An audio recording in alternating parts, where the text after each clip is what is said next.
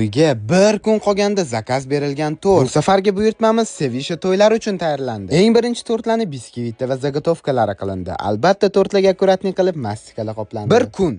Bunaqa vaqtda to'y tortlarini tayyorlash oson emas.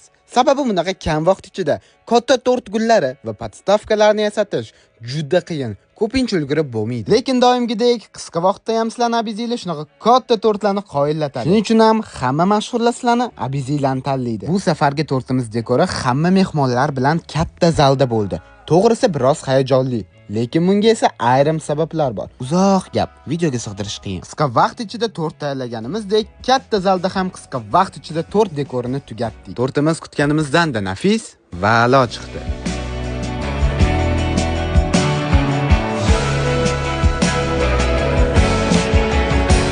To'yimizning va tortimizning final qismiga ham yetib keldik. Bu ikki chiroyli juftligimiz to'y tortimizni ham va nihoyat kesishadi. Eng quvonchli damlar, sevgi to'la nigohlar va mehr ila tayyorlangan tort. Abiz Baker sizning eng baxtli lahzalaringizda siz bilan birga.